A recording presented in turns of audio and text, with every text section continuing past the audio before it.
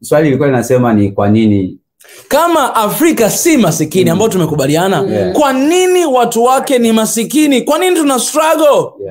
Haileti maana. Kwa nini Paul ukae kwa njaa siku 3? Huko nchi ina utajiri mkubwa sana. Jamani, by the way, we are joking about that. Huko nchi ina utajiri mkubwa sana. Kwa nini? It's from my brother. I don't have money. Kwa hiyo kwa nini sasa? Ndio sasa huyu afunguke. Sasa unasikia kwenye swali kale kasila kama mwanzoni kale. Unajua swala la sisi wa Afrika kuonekana maskini sio swala ambalo limeanza leo au juzi.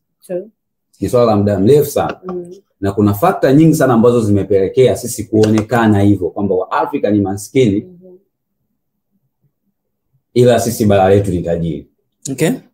Na moja kati ya hizo fakta tunaweza tuka trace back kuanzia huko nyuma.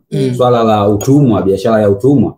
Hiyo ni moja kati ya fakta ambayo ilipelekea sisi wa Afrika kuonekana maskini, maana walibeba nguvu kazi, watu ambao wangeweza kuzalisha mali huku kwenye nchi zao, wakaenda kuzalisha huko kwenye nchi za wengine. Swala la nani? Colonialism na yenyewe ni factor ambayo ilipelekea sisi kuonekana maskini. Sasa tukija kwenye internal factor, dadangu hapa amezungumzia swala la ignorance ambalo ni very sensitive kweli, kwamba moja kati ya kitu ambacho kinapelekea sisi kuonekana maskini ni nini? Ignorance. Lakini kuna factors zingine, masuala ya papetism, viongozi vibaraka. Hawa ni miongoni mwa watu ambao wanachangia sisi kuonekana maskini. Viongozi vibaraka. Yaani wapo kwa ajili ya kusave mataifa mengine, sio mataifa yetu. Umeona? Hayo mambo yameonekana si kwa Kenya kama sikosei. No, Uganda. Umeona? Kuna kiongozi ambaye nakumbuka aliuawa, sitaki kumtaja jina maana sije nikaulizwa fact. Umeona? Kulingana na sababu hizo za kwamba za kwamba alikuwa ni kiongozi kibaraka. Vitu vingine ndo hivi vitu vidogo vidogo, masuala ya rushwa.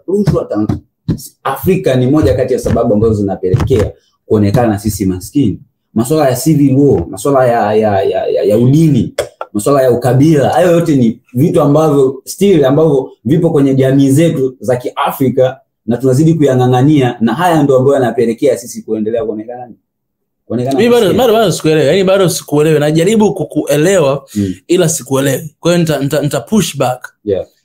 Unasema kuhusu masuala ya rushwa, masuala ya ukabila, masuala ya udini yanasababisha tuonekane sisi maskini. Hilo sio swali. Swali ni kwamba Afrika si maskini ila watu wake ni maskini. Kwa nini watu wake ni maskini? Kwa sababu sio kama wanaonekana maskini, no, ni maskini. Ni maskini. Hasa kwa nini tuna vitu lakini watu wake hawana vitu na wanateseka? Sasa ukiniambia kwa mfano ni ukabila na udini, yani inaingiaje? Yani kwa nini hiyo inawaletea watu wao maskini? Ndio nataka nielewe. Kwa sababu kama mimi sielewi, mtu anayeangalia hawezi kuelewa. Maana yake inahitaji ni hiyo. Kwenye ukabila au kwenye ukabila, yani kiukweli kwenye ukabila nataka uelezee zaidi ili kwamba mtu anaye leo kwamba kwa hiyo mimi ninavyo entertain ukabila ndio natuletea umaskini kwa namna hii. Umesema kuhusu rushwa kwamba elewa, yani kwamba vinaweza kuwa kuna pesa nyingi sana zinakuja au zinatoka, lakini watu wanaingiza mfukoni mwao na nani haziwafaidishi watu. Yes, hilo umeongelea kuhusu masuala ya ukabila, masuala ya udini. Kwa hiyo idadafue ya ipe nyama ili watu wetu wapate kuelewa. Okay, labda nikianza kwenye swala la ukabila, maana maana mwenyewe ni victim wa hilo swala. Unajua Burundi kulikuwa kutokea vita na Rwanda vya Watusi na Wahutu. Ambavyo naamini mpaka sasa hivi vimepelekea familia nyingi kuwa maskini. Walikuwa wako Burundi miaka 72. Walikuwa na pesa, walikuwa na utajiri, wanakula. Yani bibi yangu alikuwa anatumia kauli moja hivi kwamba bahora banywa amatanu ubuki. Yani unajua kwenye hiyo point nikaongea kwa lugha. Kwa hiyo point maana yake mtu anaposema kwamba unakula mpaka unasaza, yani ni maziwa, ni masuala tu ya kula nani ubuki, tunasema ni ubuki ni asali. Yani kwamba walikuwa wanafikia kwenye hatua yani ya kwamba like Burundi ilikuwa inaonekana by that time ni paradise. Kwa jinsi ilivyokuwa ananisimulia. Lakini the point ya kwamba vile vita vilisababishwa na ukabila. Masuala ya ukabila yakapelekea wao wakamove. Wamekaa kambini chini ya just imagine toka 72. Toka 72 mpaka sasa hivi ndo wako wanahangaika ili Tanzania iwape uraia. Can you imagine? Na unajua wako watu kiasi gani? Wako makambi haya matatu. Kuna ambao wako wanapatikana Mishamu, kuna ambao wanapatikana Katumba, kuna wanapatikana Nyarugusu.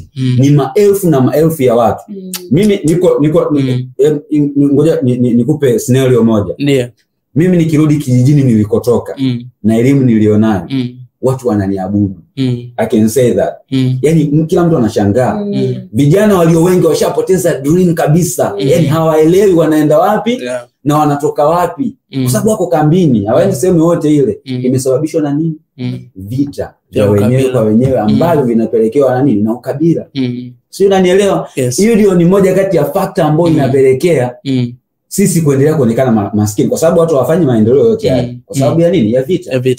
Okay, niachane na hilo swala. 100%. Hii ndio nilikuwa nataka sasa. Unaona sasa. Umeona?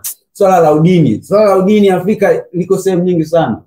Nigeria kuna familia ambazo mpaka sasa hivi wanapelekewa hivi vyakula vya msaada. Kwa sababu ya nini? Ya vita ambavyo vimesababishwa na udini. So sisi kuna vitu ambavyo sisi ndo tumevingangania. Yani tumefanya kuwa moja kati ya sababu ya sisi kuendelea kwa nini? Kuwa maskini au kuonekana nini? Maskini. Swala la rushwa bro liko open. Hilo hata man, kaka hilo hata usiongee. Mimi nilikuwa nasema hapo rushwa ni ugonjwa mkubwa sana kwenye mataifa mengi sana ya Afrika. Ambao like Kaka, mimi kwanza niseme hivi kwanza. This is for you. Salute. By the way, my family, najua ataangalia hili lakini I'm sorry. I'm sorry for that. Salute to Paul. Ametoa madesa hapa. Paul, mimi niseme hivi kwamba vitu ambavyo mmevisema, yani sio hivyo tu. Paul anaposema hivi, anawakilisha familia au jamii ya Waafrika wenzetu. Kwa sababu sisi Afrika ni watu wa moja. Don't take it personal. Afrika ni watu wa moja. Tuna Wakongo, wakimbizi wengi wanatokea Kongo, na sipendi kuwaita hata wakimbizi. Brothers zetu. Sio kutoka sio Rwanda, sio Burundi, sio nchi mbalimbali. Wako Afrika kila mahali. Leo tunawaita wakimbizi. Wengine wanakuja hapa kwa sababu hawana documents. Sure. Yani mtu amekimbia vita nchini kwake, anakimbia anatafuta sehemu ya kuishi, ila hana passport, hana visa, ila anakuja hapa kwa sababu anaishia wapi? Gerezani. Huyo mtu anakimbia vita ili asife, anatafuta mahali ili apate maisha bora, lakini anaingia wapi? Gerezani. Ndio maana tuna fight kwa wana Afrika, kwamba Afrika iwe kitu kimoja, kwa sababu watu wanaponiona ni kama vile wewe bwana leo leo atuombei, ila leo jambo baya litokea hapa. Mzee utaondoka utata maisha mazuri Kenya, au utaenda Malawi, sasa unaenda kule afu unaishia prison, unaishia gerezani. Ndugu yangu, yani huu ubinadamu uko wapi? Ndio tuna sheria, tuna sera, lakini kuna vitu vya kuangalia kwamba hii ni kitu ambayo sisi kama Afrika tuje tusaidiane, tusimame pamoja. Hivi ni vitu ambavyo tuweze tukakaa tuka entertain. Sababu hao watu ni ndugu zetu. Kuna wenzetu, ndugu zetu wanakaa labda Kigoma, wanatoka wanakaa huku nini, wanakaa nchi za Kenya huko, za wapi, za Afrika kote. Kwa hivi ni vitu ambavyo lazima tuongee kwamba jamani, tunahitaji umoja mapema uwezekanavyo, ili watu wetu waishie wasizidi kufa kwenye bahari za Mediterranean. Wanajaribu kukimbia kwenda Europe, wanauawa kwenye bahari. Kuna wakimbizi walikuwa wanauawa hapa Morocco tu Afrika, kwa sababu walikuwa wanapita pale wakawa wanazuiliwa, wengine wakashutiwa wakafa pale Morocco. Hapa Afrika, hapa tunaita tu wakimbizi, si illegal immigrants. Nilisema hivi, Mwafrika hawezi kuwa mkimbizi kwenye bara lake la Afrika. As long as wewe ni Mwafrika, wewe hii ni nchi yako. You're welcome. Sasa hii ni mifumo ambayo sisi kama Afrika tukae chini tuibadilishe, kama jamani tubadilishe hapa na pale. Kwa hiyo Paul anachozungumza ni kitu halisi kabisa ambacho amekiona, na mimi kama ni mtu ambaye nimekuwa napigania Afrika, nimeisikia sana. Mimi watu wamenituma kabisa, wamesema ndugu zetu wapo, tunaomba. Na unafahamu tumefanya nini? Unafahamu tulienda tukawa na ile meeting kabisa. Na balozi kabisa wa serikali, tulikuwa na ile meeting kuzungumza, kuongea, kwa sababu hivi vitu vinawatesa watu wetu. Sasa Paul anachokisema hicho ni kitu kikubwa sana, kwamba utajiri, na naomba niseme hivi kwanza kwa Kiingereza, wealth without humanity, it's absolutely nothing. Utajiri bila ubinadamu hakuna kitu. Ubinadamu siku zote lazima uje kwanza. Ndio najua kuna zile nini backlash kwamba unajua watu wanakuja wanakuwa labda violent street hivi na hivi. Mimi nasema ndio labda kuna watu wanafanya hivyo. Lakini hata watu wetu wenyewe hapa ni violent. Wananchi sio wapi wa Kenya kuna violent everywhere. Hauwezi kusema hapo kwamba eti wakimbizi ndio kwa sababu ni violent na wafanya hivyo. Hapana, mbona hata watu wetu wako hivyo? Mbona hata hapa tulikuwa tunapanya road walikuwa na wana watu mwanafunzi mmoja wa pale nani mwanafunzi wa kwenu kabisa. Ambaye mmoja nilimuona aliuawa na panya road na unakumbuka ile jambo litesa sana. Sasa hao ni watu wetu tunaona sisi kwa sisi. Asa watu zao ni naomba nisemee jambo kwa kweli umaskini unatokeaje? Kwa sababu hela nyingi, budget nyingi zinapelekwa kusolve matatizo yayo vita. Kongo hizo vita zinazoendelea, fedha nyingi ya budget badala kwenda kwenye maendeleo, kuwaendeleza watu kwa chakula, wanafanya miundombinu, wanapeleka kwenye vita, sio kununua silaha, sio nini. Ndio maana Afrika tunazidi kuwa masikini. Tusipoamka na kuungana, hata hii migogoro unajua ukabila unajua ilitokeaje? Walioanzisha ni wakoloni.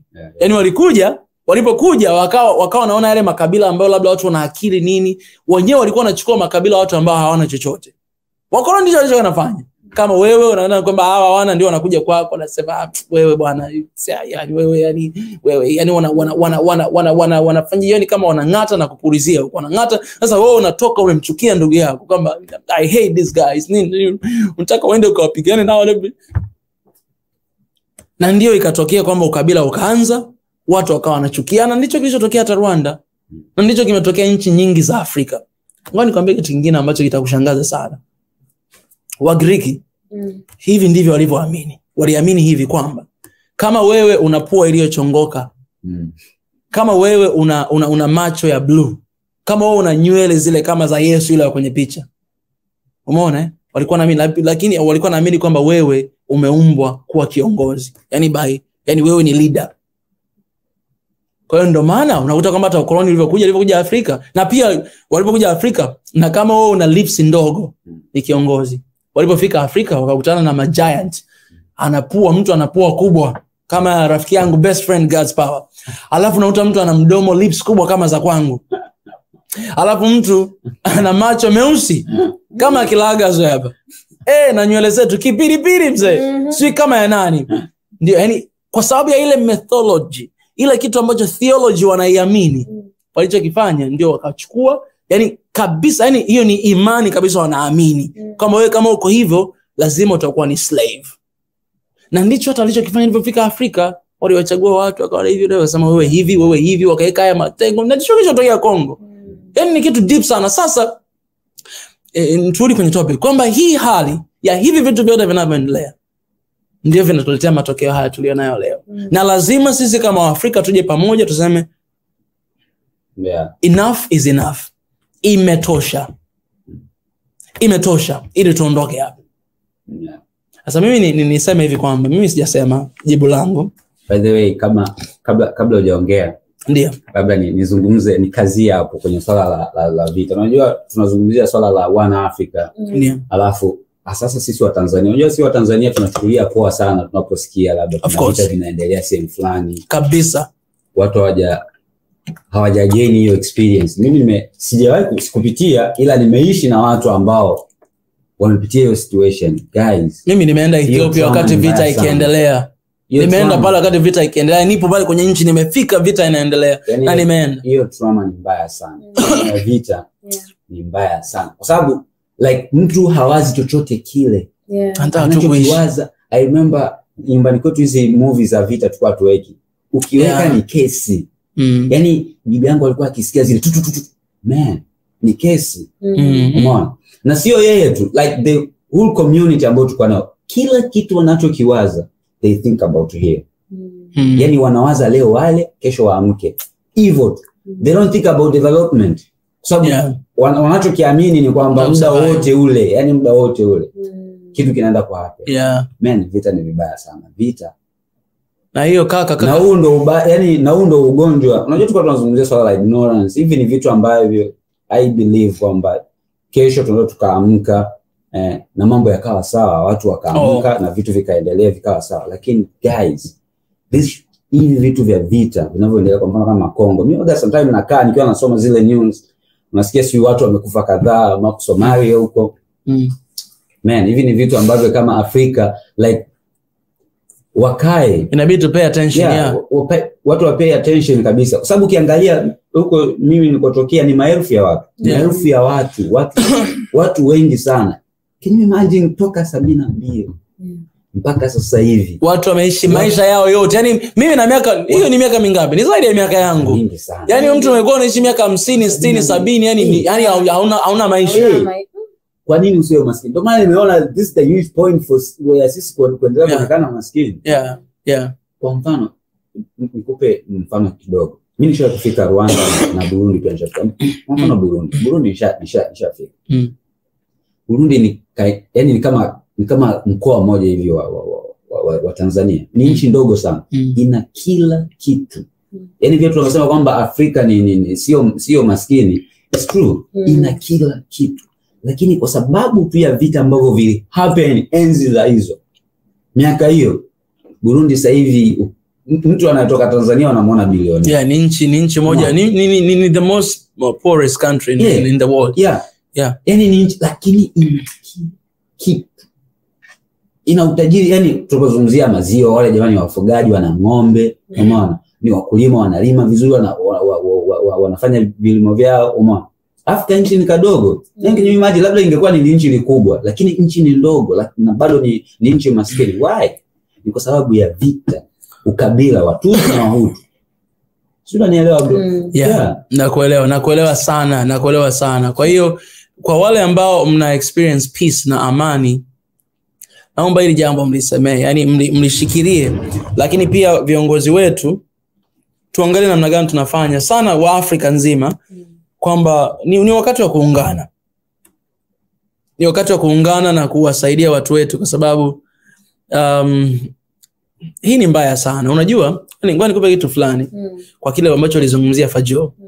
Unajua neno knowledge kwa Kiebrania linamaanisha light. Light. So unaposoma labda neno la Mungu na unaona kwamba Yesu ni light, maana kwamba inamaanisha kwamba Jesus is knowledge. Ndio maana naomba sema kwamba watu wangu wanaangamia kukosa maarifa. Ile knowledge, ile maarifa ni light. Kama watu wanaangamia kwa kukosa light. Lakini pia neno ignorance, yani Kiebrania neno darkness maana yake ni ignorance. Gana basema kwamba shetani ni prince wa darkness, maana yake ni prince wa ignorance. Sasa ignorance ni kutokujua, ni kutokuwa na knowledge, kutokuwa na light, kutokuwa na mwanga. Kwa hiyo sasa hiyo ignorance nayoongelea yani iko very spiritual. Kwamba kama shetani yeye ni prince wa ignorance, wa ujinga, na sisi tuna embrace ujinga, kutokufahamu, labda hatusomi vitabu, labda hatujitafuti knowledge, hatufanye utafiti, maana yake ni kwamba hatutakuja kukata siku moja tutoboe Afrika. Na Afrika kwa nini atoboi? Mimi nasisitizia hiyo uliyosema ignorance. Hapo ndipo mambo panatupa shida. Lakini kuna point nyingine nataka niongezee. Kwa nini Afrika ni maskini? Na tunatokaje hapa kwenda? Na kwa hili naomba nisome neno. Nitasoma neno na niwaonyeshe sehemu ambapo Afrika tumepata wrong. Yani sehemu ambapo sisi kitu ambacho Mungu muumba mbingu na nchi alitupa Afrika. Na hii najua hata kwa ndugu zetu wa Islam imeandikwa hivi pia. Mungu alitupa task moja kufanya na tuifanye, na imetufikisha hapa tulipo, na haitatutoa hapa tulipo. Hadi kusomea. Ukisoma kitabu cha Genesis, Mwanzo sura ya 1 mstari wa 26. Kuendelea anasema vikisha Mungu akasema, tumfanye mtu kwa mfano wetu, kwa sura yetu. Tumfanye mtu kwa mfano wetu, kwa sura yetu. Yani Mungu anasema tumfanye mtu, wewe kwa mfano wa Mungu na sura ya Mungu. Kwa hiyo ukishamwona mwanadamu yoyote yule, unamuona mfano na sura ya Mungu. Hajalishi hiyo ni kibaka, ni mwizi, ni jambazi, ni mfano na sura ya nani? Ya Mungu. Lakini angalia the session anasema atawale samaki wa baharini ndege wa angani, wanyama wa kufugwa, dunia yote na viumbe vyote vitambaavyo. Hapo anasema basi Mungu, sasa dunia yote na viumbe vyote vitambaavyo. Basi Mungu akaumba mtu kwa mfano wake, na kwa mfano wa Mungu alimuumba mwanamke na mwanamume. Mungu akawabarikia na kuambia, zaeni muongezeke mkajaze nchi na mkamiliki, mtawale samaki wa baharini, tena ndege wa angani na kila kitu hai kitembeacho duniani. Sasa point yangu iko hapa. Akawaambia atawale samaki wa baharini. Samaki wa baharini maana yake kila viumbe vyote vipo baharini na ambao vipo ndani ya bahari. Maana yake huko ndani kuna mafuta pia. Yeah. Ndege wa angani, ndege unaona wa angani, lakini pia ina represent kila kitu ambacho kipo angani. Kwenye anga huko kuna resources nyingi sana. Lakini ya pili anasema kama wanyama wa kufugwa, wanyama wa kondeni, dunia yote na viumbe vitambaavyo, dunia yote. Sasa kwa neno moja Mungu anasema tumfanye mtu kwa mfano wetu na sura yetu ili akatawale resources. Resources wa Kiswahili ni nini? Utajiri tulionao, hivi vyanzo tulivyonavyo vya utajiri. Hiyo ndio task pekee Mungu alimpa mwanadamu. Hakumwambia nenda kamtawale mwanadamu mwingine. Ndio maana ukoloni ni dhambi. Na ndio maana racism ni dhambi. Sababu unasema kama mimi niko superior. Mungu hakumpa hiyo task ya mwanadamu kumtawala mwanadamu mwingine. Mungu yeye ndiye anamtawala mwanadamu mwingine. Yaani yeye ndiye anatawala wanadamu. Ila kwa sababu sisi tuna mfano wa Mungu, Mungu anatawala sisi, lakini ametupa free will. Ametupa free will ni nini? Ule uamuzi ambao unaweza tukafanya muda wote. Lakini pia Mungu ametupa wanadamu utawala. Kama wewe bwana nenda katawale, mimi natawala na wewe satawala, dunia ni yako. Sasa ukija Afrika ni continent pekee ambapo hatutawali resources zetu. Kazi moja ambayo Mungu amempa mwanadamu wa Afrika hatufanyi. Hatutawali resources, yani gold, diamond, hizo zote resources zina mafuta sio ya kwetu. Kuna watu wengine ambao wanakuja, tulizungumza session leo pita, wanafanya research, wanatawala, wanatupa mikataba, wao ndio wanaovuna, wao ndio wanaangalia, wao ndio wanastudy, wao ndio wanafanya kila kitu. Unategemeaje sisi kuwa tajiri? Kwa sababu Mungu akwambia bwana tawala, usipotawala kuna consequences, kuna madhara. Sasa sisi ni nchi yetu, bara letu na tutawali. Hapo ndipo umaskini unapoanzia, kwa sababu wale wanaotawala ndio wanaotajirika kila siku. Siku ile nikasema Ufaransa, 40% ya umeme wa Ufaransa unatokea Niger. Uranium kutoka Niger. Ila ukienda nchi ya Niger ambayo ipo Afrika, 83% haina umeme. Yaani leo Niger kusema tunakataa atuwapi uranium, Ufaransa 40% hawana umeme. Ila Niger 83% hawana umeme kabisa. Na hiyo ni story ya nchi nyingi za Afrika. Lakini kwa nini? Kwa sababu hatutawali. Kwa hiyo ukitaka kuondoa umaskini Afrika, kwa Waafrika, tawala your resources. Rudi kwenye resources. Na hiyo hatuwezi tukafanya kama tutakuja pamoja na kusema kama jamani, sasa Afrika lazima tuisimamishe. Hapo ndipo kwenye utajiri, hapo ndipo kwenye siri, hapo ndipo Mungu alipoagiza tufanye hivyo. Yaani ukirudi hapo, channel zote zinafungwa. Utajiri utawanufaisha watu wetu. Na sisi tutakuwa tuna ile nguvu, yani power yetu itarudi, kwa sababu sisi ndio tuna uwezo, yani tunatawala vitu vilivyokuwa vya kwetu.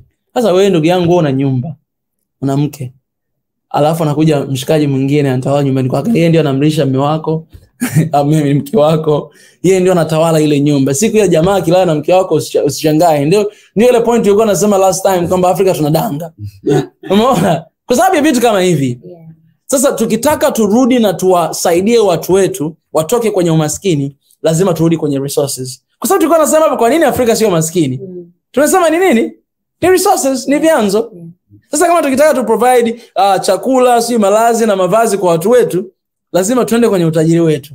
Okay, tatizo lipo wapi hapa? Utajiri wetu kama sio kwetu, watu wengine wanashikilia. Okay, turudi tushikilie sisi sasa. Alafu tufanye vitu kwa vile tunavyotaka. Achana na hizi condition ambazo ndio tufanye vitu kwa namna tunayotaka. Tukija pamoja, tukianza kuchukua hizo huo utawala wetu, ndipo tutarejea. Ila tatizo lipo Afrika, viongozi wengi hawatawali resources, wanatawala wa Afrika. Na hapo ndipo tatizo lilipo, kwa sababu Afrika sio shida ipo kwenye utajiri wetu. Fajul. Abe. Well. Hii ilikuwa session nzuri sana. Na kwa kumalizia au tuendelea? Na kama mawili tu ya kukazia hapo. Uvoongelea swala la vyanzo tulivyonavyo, alafu watu wengine wanakuja kuwekeza na kuchukua. Umeelewa? Nikakumbuka msemo mmoja hivi, unasema whatever you mismanage you will lose. Hiyo tunaiwekaje kwa Kiswahili? Chochote kile utashindwa kukimudu, utakipoteza. Kwa hiyo sasa, kwa maana nyingine ni kwamba vyanzo vyetu tunashindwa kuvimudu, au tuseme hatujui namna ya kuvimudu, ndio maana tunavipoteza. Ndio maana wanakuja wengine. Hii maana yake ni content. Yaani mtu akisema content tunamfanya tu hivi. Ndio maana wengine wanaojua namna ya kumudu hivyo vyanzo wanakuja kuvichukua. Umetoa mfano mzuri kwamba yani ukitaka tuna utajiri, hata kwenye familia, ukishindwa kumudu familia yako utaipoteza. Ukishindwa kumudu afya yako utaipoteza. Ukishindwa kumudu fedha utazipoteza. Chochote utakachoshindwa kukimudu utakipoteza. Kwa hiyo ni sababu nyingine kwa nini sisi wa Afrika ni maskini. Kwa sababu hatujui namna ya kumudu sasa hivyo vyanzo ambavyo tunavyo. Right? Yes. Hilo jambo la kwanza. Jambo lingine, nadhani tumegundua Afrika, au tuseme labda kwa Tanzania. Chukulia mfano Tanzania. Tanzania tajiri wa kwanza alijulikana nani? Bwana Modweji. Sasa kama umegundua, inaweza kuwa pia kwa nchi nyingine lakini hasa Afrika. Inapotokea kuna tajiri. Tajiri wa kwanza Tanzania? Ni mimi. Asante. Umeelewa? So, inapotokea kuna tajiri fulani, right? Au tajiri akaja kwa mfano sehemu fulani. Jambo la kwanza ambao asilimia kubwa watu kulifikiri anapokuja tajiri ni kumuomba hela. Umeelewa? Yes. Watu hawafikiri kumuomba maarifa, kumuomba ushauri, kumuomba imekuaje bwana umefika hapo. Yaani ni kama tunataka sasa na sisi kumnyonya yule tajiri aje tulipo. Ambao pia vikosa. Kabisa. Kwa sababu kama yeye amefika pale, manake watu wote tuna uwezo wa kufika pale. Tunakosea kwenye namna ya kumtumia hata huyo tajiri mwenyewe. Yes. Umeelewa? Ndio maana ukisikiliza video nyingi za personal development, anakuambia unapokutana na mtu ambaye amekuzidi usimuombe fedha, muombe maarifa, muombe muda wake. Exactly, kwa sababu anachokitambua wewe ndicho ambacho ukitambui, na ukishakitambua maana yake na wewe utatoka hapo ulipo light. Exactly. Rudi pale kwa msemo kwamba unapokuwa na ufahamu nuru inaingia. Nuru iking'aa kwa namna yote haiwezekani giza likawepo. Haiwezekani. Umeelewa? Haiwezekani. Kama tunagiza kama wa Afrika au wa Tanzania, maana yake tunachohitaji sio fedha. Yes. Hatuhitaji vyanzo, tayari vipo. Vyanzo ni kuvigeuza tu, yani kama ni hela ni kuvigeuza viwe fedha. Sasa hatuhitaji vyote hivyo. Tunahitaji nini? Ni huo mwanga sasa wa kutambua tunahitaji wapi, tufanye nini. Umeelewa? Namna sasa tunarudi pale ya kumudu vyanzo tulivyo. Kwanza zamani unajua hata pesa tulikuwa nazo huko Afrika. Sisi tulikuwa tunafanya barter trade. Yaani mimi nina mbuzi, wewe mzee una mahindi au ugali, tunabadilishana. Na nani vitu vinaenda. Yaani maisha yalikuwa ni event, tunapiga mwingi. Leo mtu akionekana na dolari anaonekana kama ana pesa nyingi. Bwana tuna gold huku tuna gold watu wanazihitaji. Na mimi nifunge tu kusema kwamba you guys kwa dakika moja una kitu cha kusema kwa dakika moja kabla sijafunga. Dakika moja. Kwani itumie vizuri. You got it. Unajua mimi at the end of the day bado still nitapeleka, though anasema kwamba sasa hivi hatupaswi kulalamikia serikali, lakini mimi kwa namna kubwa kwa umri ambao nimefikia bado naona kuna asilimia kubwa sana ambazo naona serikali nyingi sana za mataifa hapa barani Afrika ndio zinazopelekea sisi kuendelea kuwa maskini. Naweza nikatolea mfano wa nchi yangu. Sababu I believe serikali ndio inayotengeneza njia kwa wafanyabiashara. Kabisa. Serikali ndio inayotengeneza njia kwa vijana. Serikali ndio inayotengeneza njia kwa wanafunzi. Yaani sehemu yoyote ile iko controlled na serikali. Na sisi tunaishi kwenye zile system ambazo wao ndio ambao sisi wenyewe ni mali ya serikali yani. Umeona? Kwa still bado sehemu yote ile ambayo nitaona kuna tatizo bado still nitaendelea kulalamikia serikali. Yes. Kwa serikali improve njia zote zile ambazo zinatubana, au ni mfanyabiashara, wanafunzi, umeona mitaala. Kwa mfano nimefly hii swala hili la AI imekuwa topic kubwa sana kiasi kwamba naona wanavyoipush kwenye hizi institutions, umeona, ili na sisi tuielewe. Ndio kama kile alichokuwa anasema, sisi wenyewe tufanyaje, tuielewe, tuanze tuna benefit vipi, inakuja kutuathiri kivipi, impact zake, challenge zake ni zipi. Hicho ndio tunachokihitaji. So serikali jamani, najua wananisikiliza au wananitazama. Mimi naomba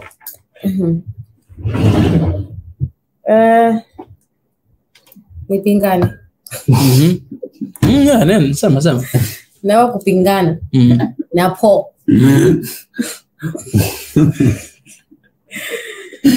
Na mimi leo tu decide tu kupingana na mimi. Mimi naomba nipingane. Serikali ina nafasi yake. Sikatai. Sikatai. Yaani hiyo ipo tu. Lakini mwisho wa siku anayeweza kuleta mabadiliko kwenye nchi ni mtu binafsi. Sure. Anasema ukitaka kupata mabadiliko jiangalie kwenye kioo. Unayemuona ndio atakiwa alete mabadiliko. Kama yani ulivyosema kwamba serikali isimame kwa nafasi yake, maana yake sasa yale majukumu ya mtu mmoja mmoja tunawapa serikali. Umeelewa? Maana yake tukiamua sasa kila mtu akasimama kwa nafasi yake binafsi, kokote aliko, kabila lolote, mkoa wote, nchi yoyote, akasema bwana, ngoja mimi nichukue majukumu mkononi, niwe responsible. Kila mmoja akiamua kufanya hivyo, trust me, hatutofika, tutafika mbali. Kwa sababu mabadiliko, narudia, mabadiliko yanaanzia kwa mtu binafsi, kwako mwenyewe. Wewe unanitazama, mabadiliko yanaanza na wewe. Kuliko kusema yule hajafanya vile, nani sijui kafanya nini. Babangu kwanza, mimi nimetoka kwenye familia yake maskini. Kwanza serikali yenyewe tu support. Kwanza sina elimu nzuri. Kwanza nimeishia form 4. Huko ni kurusha majukumu kwa watu wengine. Ukikaa chini, ukitafuta maarifa, ukatafuta namna ya kujiendeleza, ukaanza na wewe na kila mmoja. Fikiria tu kila mmoja akasimama na kuchukua majukumu yake mkononi na kusema, sawa, nchi yetu kwa hiyo tuko sehemu fulani, lakini mimi sitaki kuwa maskini. Mimi binafsi sitaki kuwa maskini. Kila mmoja akasema hivyo. Maana automatically zile resources hivyo vyama ambavyo tunaviongelea hapa, kila mmoja ataweza kujua namna kuvitumia. Na ukishajua namna kutumia fursa fulani, kila mmoja akijua na vyanzo vilivyopo Tanzania akavitumia, kuna sababu kule kuja kukaa tena na kudiscuss kama sisi ni maskini au si maskini. Tunakuwa tena tupo. So serikali na nafasi yake, lakini kila mmoja binafsi achukue hatua kuelekea kule elimu, kwa sababu model na matajiri wengine wote hawakuitegemea serikali, na in fact anaishi na serikali hii ambayo na sisi tunaitegemea. Mimi niseme kwamba kwa kumalizia, sababu nafunga, kwamba basi Fajul haujapingana na bwana Po. Ana hujapingana kabisa, kwa sababu amekubaliana na mimi. Amekubaliana kwa sababu mtadha mwingine. Kwa sababu kwa kile ulichokisema ni sahihi kabisa. Na yani ni point ile kwamba umesema kila mtu ana wajibu wake. Kwani serikali ni nani? Ni mtu binafsi. Exactly. Good. Hata wale viongozi. Fajula amesema kitu kizuri sana. Kila mtu asimame kwenye nafasi yake. Maana yake ni kwamba kama wewe ni rais, wewe ni mtu binafsi. Play your part. Kama ni waziri mkuu, mbali na ule cheo, wewe ni mtu binafsi. Kama sio ni mkuu wa mkoa, mbali na kile cheo, wewe ni mtu binafsi. Kwa hiyo kila mtu kuanzia chini mpaka juu akisimama kwenye nafasi yake, serikali haina hata kazi. Yani haina kazi. Yani serikali itakuwa ina kazi, itabidi tupunguze mishahara kabisa. Sasa unapiga mwingi. Hapana. Lakini nasema kama kila mtu akiplay your part. kama ni hivi, yani tunaosema kila mtu play a part, hatumaanishi kwamba serikali ipo nje. Ninyi mnaofanya kazi serikalini na nyinyi ni watu. Unaona, mbali na ile serikali, lakini nyinyi ni watu. Yani usijisahau, usijifanye kwamba mimi ni serikali, mimi ni serikali. No, na wewe ni Mtanzania, ni mtu. Kesho atakuja rais mwingine, utatolewa pale, mwingine atakaa, utakuja kwenye maisha haya ya kwetu sisi ambao tunaishi kila siku. Sio bora? Kwa hiyo bwana, yani kiukweli lazima uwe mwaminifu kwa nafasi ulionayo, ufanye kazi kwa bidii, kwa sababu una represent, unawakilisha watu wengi sana. Lakini pia tumeona serikali inaposimama na kufanya kazi nzuri, tumeona matokeo. Watu wanabadilishwa. Kwa hiyo kuna nguvu inayotoka juu, kuna nguvu inayotoka chini, kuna nguvu inayotoka kila mahali. Kwa hiyo wewe fanya wajibu wako kama serikali, pia kama mtu binafsi fanya wajibu wako, na kwambia we will be untouchable. Tutakuwa ni watu tusioshikika. Na Afrika haitakuwa the same again. Naomba nimalize kwa kusema hivi kwamba Fajula alisema kitu kimoja, alisema andiko moja, watu wangu wanaangamia kwa kukosa maarifa. Watu wanaangamia si kwa sababu hakuna pesa, si kwa sababu hakuna uongozi bora, si kwa sababu baba au mama hayupo, lakini kwa sababu ya maarifa. Na ile maarifa ni ile nuru. Kwa hiyo tujitahidi sana kupata maarifa ili kwamba tusiangamie. Maarifa sahihi. Asante sana. Alright, guys, we thank you. Yep. Asante sana kwa kuungana na sisi. Muwe na siku njema, na mtuambie kwenye comment section mawazo yenu na vile ambavyo mtatamani na sisi tuongelee hapo baadaye. Asante sana. Mpaka baadaye. Swahili Nation, One Africa. Bye bye. Ciao. Welcome to Swahili Nation Podcast.